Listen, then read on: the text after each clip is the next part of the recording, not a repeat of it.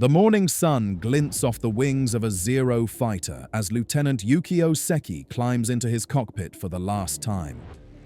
Below, American sailors scan the horizon, knowing death approaches from above. Today, we uncover why Japan's most desperate gamble, the Kamikaze, became a symbol of futile sacrifice rather than strategic salvation.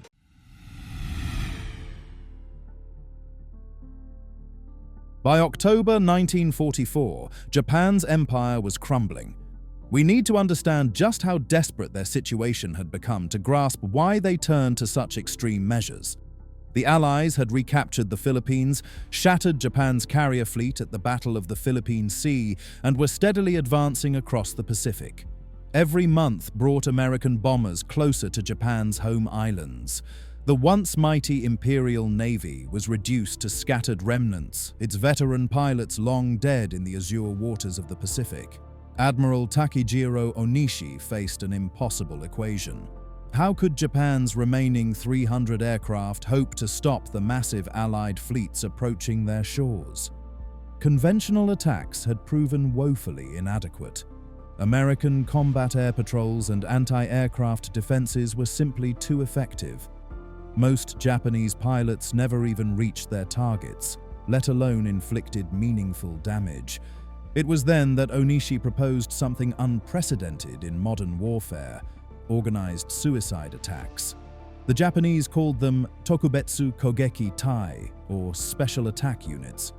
The Americans would know them by their more poetic name, Kamikaze, the divine wind that had once saved Japan from Mongol invasion centuries before. The logic seemed brutal but simple. A pilot determined to die could overcome almost any defense. No evasive maneuvers, no self-preservation instincts, just pure, focused destruction aimed at the heart of enemy vessels. One plane, one pilot, one ship. If successful, these attacks could sink more Allied vessels in weeks than conventional forces had managed in months. But we'll discover that this desperate mathematics of death was built on flawed assumptions. The Kamikaze would indeed terrorize Allied sailors and sink dozens of ships, but they would ultimately fail to change the war's trajectory. Why? Let's examine how this tragic strategy unfolded, starting with the men who volunteered to die.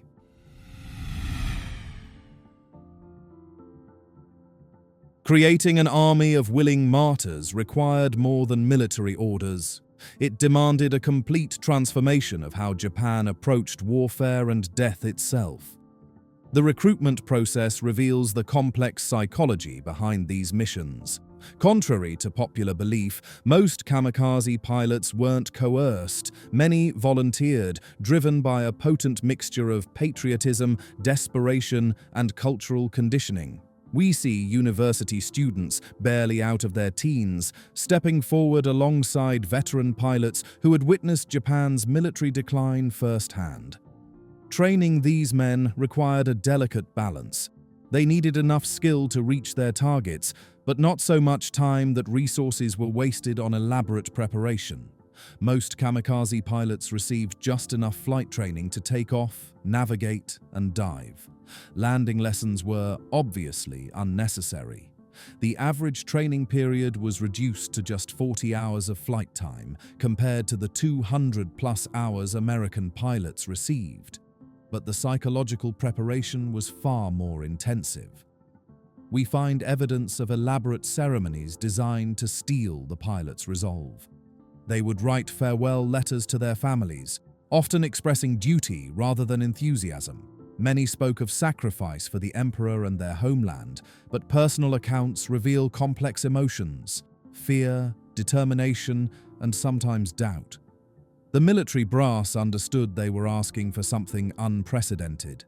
Special Seikei ceremonies honored the volunteers before their final missions. Buddhist and Shinto rituals reinforced the spiritual significance of their sacrifice. Yet beneath this ceremony, we detect a growing desperation. By early 1945, Japan was training teenagers with minimal flying experience, some so inexperienced they could barely handle their aircraft. The infrastructure supporting these missions reveals the massive commitment Japan made to this strategy. Entire air bases were converted to kamikaze operations. Mechanics worked around the clock to keep aging aircraft airworthy for one final flight. Even the aircraft themselves were modified. Extra fuel tanks, armor removed to increase speed, and sometimes additional explosives strapped to the fuselage.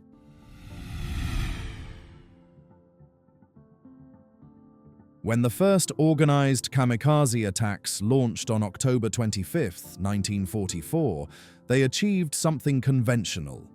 Japanese air power hadn't managed in months. They actually sank American ships. The tactical execution was both simple and terrifyingly effective. Kamikaze units typically launched in groups of 6 to 12 aircraft, often escorted by conventional fighters whose job was to clear a path through Allied combat air patrols. The suicide pilots would then select individual targets, preferably aircraft carriers, but destroyers, cruisers, and transport ships were all valuable prey. We can trace the evolution of their tactics through Allied records and Japanese accounts. Early attacks were relatively sophisticated, with pilots attempting to strike the most vulnerable parts of enemy vessels, ammunition stores, fuel tanks, or flight decks. As the war progressed and pilot quality declined, attacks became more desperate and less precise. The numbers tell a stark story of escalating commitment. Over 3,800 kamikaze pilots died in these attacks between October 1944 and Japan's surrender. They flew everything from modern Zero fighters to obsolete biplanes pressed into service. Some missions involved conventional aircraft loaded with explosives. Others used purpose-built suicide weapons like the Oka rocket-powered bomb, which pilots nicknamed Baka, or Fool. The Allied response evolved rapidly. We see American commanders implementing new defensive measures, increased combat air patrols, more anti-aircraft guns, and improved radar coverage. Ships began traveling in tight formations, creating overlapping fields of fire. Destroyer picket lines were positioned far from the main fleet to provide early warning and absorb initial attacks. Yet the psychological impact was immediate and profound. Allied sailors who had grown accustomed to conventional air attacks where enemy pilots tried to survive now faced adversaries who actively sought to die. The knowledge that every approaching aircraft might be piloted by someone determined to crash into their ship created a new kind of terror in the Pacific War.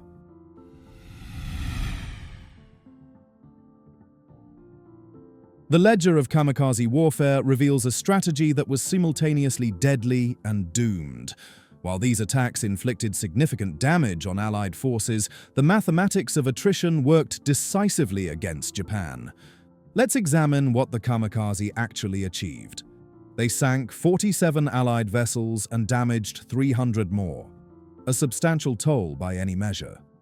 The attacks killed over 4,900 Allied personnel and wounded nearly 5,000 others. During the Battle of Okinawa alone, kamikaze attacks damaged or sank more American ships than any other Pacific campaign. But we must weigh these losses against Japan's expenditure. For every successful hit, roughly 10 kamikaze aircraft were shot down or crashed harmlessly into the ocean. Japan lost nearly 4,000 pilots in these attacks, irreplaceable human resources that represented years of training and experience. More critically, they consumed approximately 7,000 aircraft, including many modern fighters that might have been more effective in conventional roles. The strategic impact becomes clearer when we analyze Allied responses. While individual ships were destroyed or damaged, the vast American fleet continued to function and grow stronger.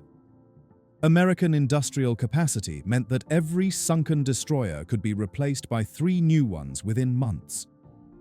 Japanese aircraft production, meanwhile, was collapsing under Allied bombing and resource shortages.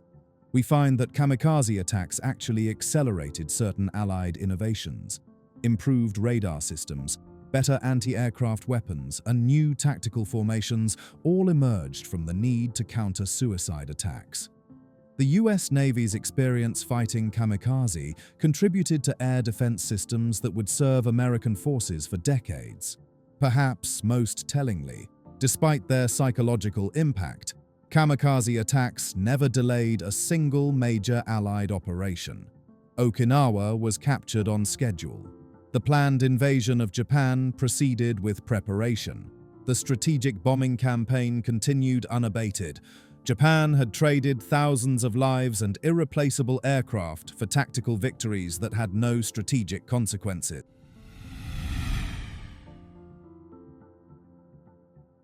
The fundamental flaws in Japan's kamikaze strategy become apparent when we examine the broader context of the Pacific War in 1945. No amount of individual courage could overcome the massive structural advantages the Allies had built. First, consider the scale problem. Even if every kamikaze attack had been successful, an impossible scenario, Japan simply didn't have enough aircraft to meaningfully impact the Allied fleet. By 1945, the United States was operating over 100 aircraft carriers of various sizes, supported by hundreds of escort vessels. Japan would have needed tens of thousands of suicide aircraft to pose a genuine strategic threat far beyond their manufacturing capacity. The technological gap had also widened dramatically. We see American ships equipped with proximity-fused anti-aircraft shells, radar-guided guns, and sophisticated damage control systems that could keep vessels operational even after direct hits. Meanwhile, many Japanese kamikaze aircraft were obsolete designs, some literally fabric-covered biplanes facing modern jet-assisted fighters and radar-controlled flak. Logistical constraints proved equally damning. Japan's fuel shortage meant that many kamikaze missions were launched with barely enough gasoline to reach their targets, leaving no margin for tactical maneuvering or target selection. Pilot quality declined precipitously as experienced aviators were consumed in these one-way missions, replaced by teenagers with minimal training. Perhaps most critically, the kamikaze strategy represented a complete abandonment of air superiority, the foundation of successful military aviation.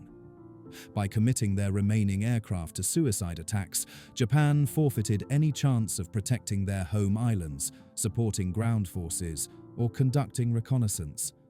Every plane that dove into an American ship was a plane that couldn't defend Japanese cities from B-29 bombers.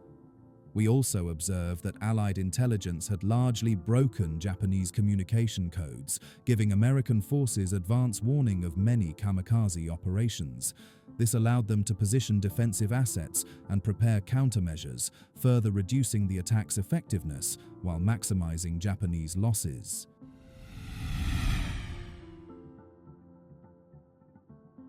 To truly understand the kamikaze phenomenon, we must look beyond military statistics to examine the human beings who carried out these missions and the society that asked them to die. The pilots themselves were far more complex than wartime propaganda suggested. Personal letters and diaries, many discovered decades after the war, reveal young men grappling with fear, duty, and mortality. Some expressed genuine enthusiasm for their sacrifice, viewing it as the ultimate service to emperor and nation. Others wrote of their terror and reluctance, yet felt unable to refuse when comrades had volunteered. We find touching details that humanize these warriors. Many kamikaze pilots carried personal items on their final flights: photographs of loved ones, locks of hair from girlfriends, or small Buddhist amulets. Some wrote poetry before their missions, following an ancient samurai tradition of composing death poems. These weren't the fanatical automatons of Allied wartime propaganda, but young men processing their impending death in deeply personal ways. The cultural context helps explain how such missions became possible. Japanese society in the 1940s emphasized collective duty over individual survival, concepts that seem alien to Western observers. The Bushido Code, the Way of the Warrior, provided a framework for understanding honorable death in service to one's lord, in this case, the emperor. Yet even within this context, many Japanese civilians were horrified by the systematic waste of young lives. Allied sailors developed complex feelings about their attackers. While they feared and fought against kamikaze aircraft, many came to respect the courage of men willing to die for their beliefs. American war diaries frequently express admiration for the pilots' bravery, even as they described the terror of facing suicide attacks. This mutual respect between enemies speaks to the human capacity to recognize courage even in conflict. The aftermath reveals lasting trauma on both sides. Survivors questioning the meaning of such sacrifice, families mourning sons lost to a strategy that ultimately failed to protect Japan.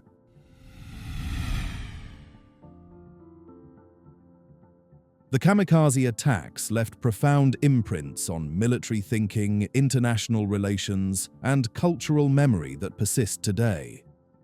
Understanding their legacy helps us grasp why this desperate strategy continues to fascinate historians and haunt strategic planners.